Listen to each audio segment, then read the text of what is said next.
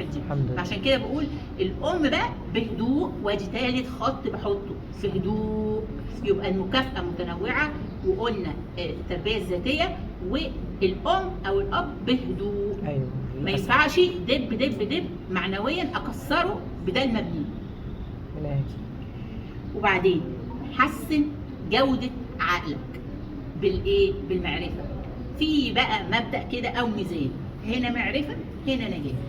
زودنا المعرفة زودنا نجاح، قللنا المعرفة بقينا سطحيين، ما عندناش خبرة، ما عندناش نظرة وعي ثاقبة للأمور، بقت الايه؟ الكفتين ضاعوا. المعرفة قصادها نجاح. اكتسب أكثر اقرأ كثيرا. أنا بشطب على فكرة، أنا بشطب. اقرأ كثيرا، استمع أكثر، تكلم قليلا.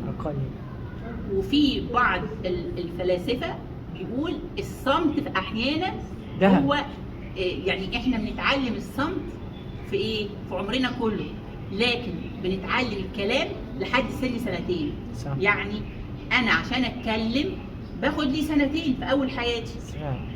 اول ما اتعلمت الكلام، الشاطر بقى برافو، الشاطر ان هو اتعلم الكلام، يتعلم بالتدريج امتى يتكلم. صح. ولما يتكلم هيقول ايه. وكون اخر حاجه كون فضوليا في العلم. فضولي يعني ايه؟ يعني ده ليه وازاي، ده ليه وازاي. ونبعد عن الفضول السلبي اللي هو جارتي اشترت ايه وطبخت ايه، الا هي جت قالت لي ده انا عملت حاجه جميله جدا وبقترح عليكي تعمليها لانها اقتصاديه او كده، زي الحاجه سوسو كده ما بتعمل، جزاها الله كل خير. هي بدل ما بقى بتروح لجارتها تقول لها، هي بتنشر لنا الايه الفيديو ده، وانا بشكرها جدا.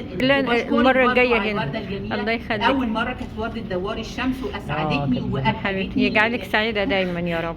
الله يخليك يا دكتوره. اشكرك.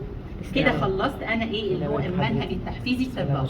في سؤال في القطعه اللي انا قلتها دي؟ لا ما شاء الله، ربنا يبارك. اي حد شايف عنده طفل او مراهق او حتى شاب ما بيصليش، ببدا معاه بالتدريج ده، والله المستعان. ربنا يهديهم يا رب.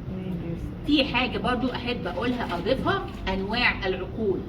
ايه ربنا يعني متصنفين لنا العقول اللي ربنا خالقها لايه؟ عقول عظيمه اللي هي بتفكر دايما في ايه؟ بتحب تفكر، يعني ده ايه اللي حصل، ده اللي جه. زي اديكوا شبه دكتور مصطفى محمود. ده بدايته قال ليه في ربنا؟ فبدأ مع واحده واحده، دي ما بتتخلقش ببني ادمين. طب دي بتطلع من هنا وتدخل من هنا، مش هينفع غير حاجه قوه خارقه سبحان الله لا قوه الا بالله. هي مش بشريه، قادر.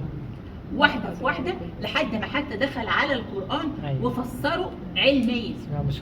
القران على فكره ممكن يتفسر علميا، وممكن يتفسر لغه عربيه، وممكن يتفسر ادبيا. ادبيا يعني حطينا ليه هنا فتحه، وكنا تفرق ايه لو حطينا ضمه. قصدي ايه بالكلام ده؟ قصدي اقول ندقق حتى في التشكيل. التشكيل اللي هي الضمه والفتحه والكسره دي حاجه موصوف بيها اللغه العربيه فقط. تحسين الكلمه بتفرق في المعنى تماما. طيب قلنا عقول عظيمه تهتم بالتفكير، عقول متوسطه تهتم بالاحداث. دي برضو كويسه وجيده، اللي هي المتوسطه دي. يعني ايه الاحداث؟ يعني النهارده حصل لنا في بلدنا حاجه كذا، كذا، طب نحلها كذا. ده شيء كويس برضو، اللي هو بيهتموا بالاحداث. مش عايزاكوا ولا عايزه حد من حبايبي يبقى من العقول الثالثه اللي هي العقول الضعيفه، اللي هي بقى بتهتم باقوال الناس العاديه، اللي هي ايه؟ ده فلانه، اللي هي احنا بنسميها في الدين أيحب أحدكم أن يأكل لحم أخيه ميتا فكرهتموه؟ لا ربنا يهديهم. لا مش عايزين. أشكركم شكرا جزيلا. أدي أول جزء ويحسن ما بين إيدين حضرتك.